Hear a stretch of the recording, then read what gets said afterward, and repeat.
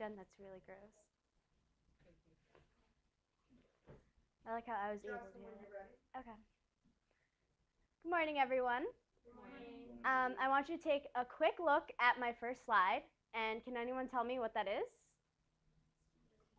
Smoke. All right, this is actually a close-up picture of cigarette smoke. And for my presentation, I'm going to be talking about smoking outside of buildings. And on my agenda is pointing out the problems that are brought about by people smoking outside of buildings. We're also going to take a look at the possible solution to the problems and the benefits of these solutions. The first two problems that I want to point out is a poor first impression for the building. When you walk into a building for the first time, you always look at it and you take a view of the architect, try to figure out what this company is all about just by the front of the building. And when you have people in the front of the building, it distracts the intention of the designer to attract the people to the building. The second one is it adds unneeded congestion. When you're trying to get into a building and there's a group of people smoking, you usually have to make your way through the crowd. Try to say excuse me, and sometimes they're not paying attention because they're intrigued in conversations, because usually cigarette smokers will stand outside and have a conversation with their cigarette break. Two more problems is that secondhand smoke affects the people entering the building. Now, I have a statistic here. Children ages 3 to 11, which is about 22 million children in the United States, are exposed to secondhand smoke. And this information is brought about from the Center of Disease Control and Prevention. Now, that's a pretty big number. And this is brought about by children being exposed to secondhand smoke in the home and in public places. So these children are going to have health-related issues because cigarette smoke tends to affect people's lungs. And children are exposed to it this young, ages 3-year-olds. Think about 3-year-olds being exposed to it and what will happen to them later on. And another point is that it also causes discomfort and annoyance to people. I suffer from asthma, as you guys probably don't know, but for me, cigarette smoke tends to make me cough a lot. And I have a cousin who also suffers from asthma, and he gets very, very sick from cigarette smoke. Just from walking through cigarette smoke, he starts coughing uncontrollably and usually has to take out his inhaler because he has asthma that horribly. Now, some solutions is designating smoking areas. We have them on campus here. You know, you see the little thing over there, the little ashtray that we're all accustomed to seeing outside of public places. And they also have the little boxes on the side of the buildings, which is where people can dispose of their cigarettes. Now, these are relatively close to the building, and I think it would be a lot better if we move them a little further away, or maybe in a location that, you know, is covered so that way people don't get wet while they're trying to smoke and things like that. But I found something online that I thought was a great alternative to having the ashtrays. And this place is called the Oxford House, is the name of the company, and it's in the United Kingdom. And what they did is, if you look right here, they developed a little house. Now, this house is designated to be appealing to people, and it's for smokers to go to on their cigarette breaks. The designer made it out of timber and steel, which created a cool and warm effect for the people who are inside of it. And they also used the timber and steel to create an openness and a closeness to this structure. Now, their main goal for this structure was to give smokers a sense of dignity, because a lot of smokers don't like the fact that they get kicked out to the curb just because they smoke.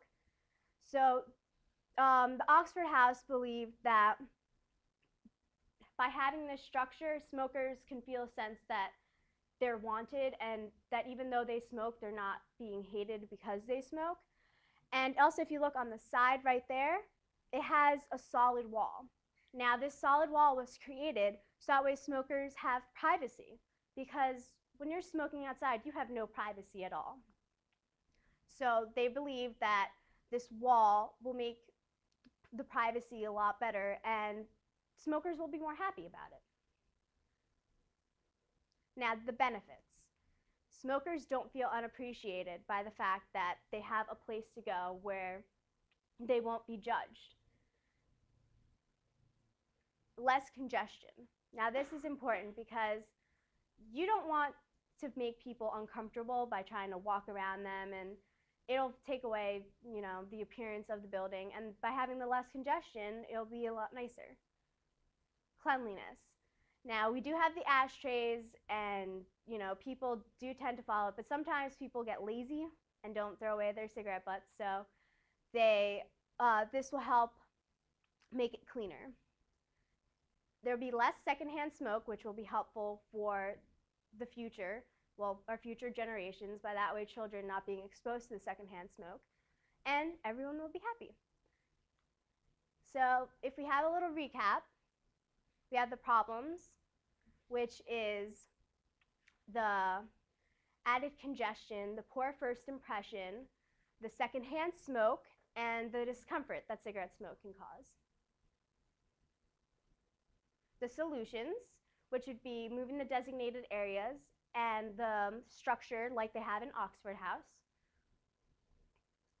And the benefits, which we just saw, was less congestion, smokers don't feel unappreciated, less secondhand smoke, cleanliness, and everyone will be happy about it.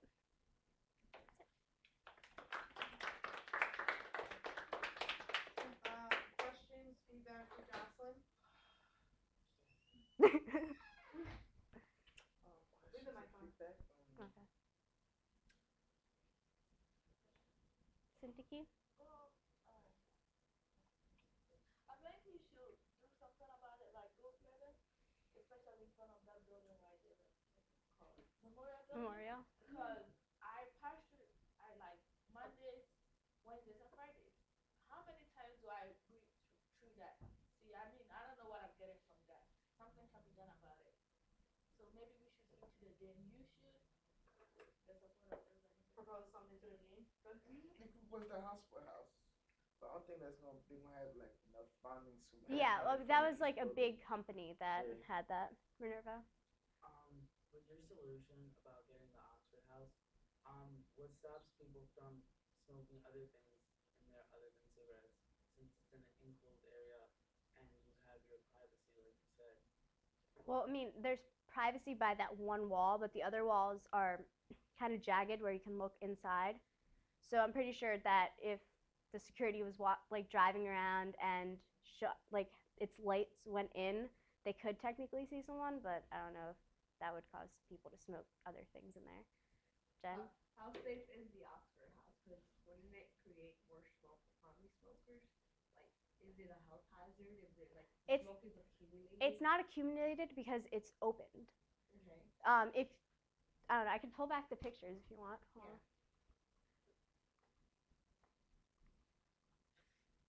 If you look on the side, there's slits that are open.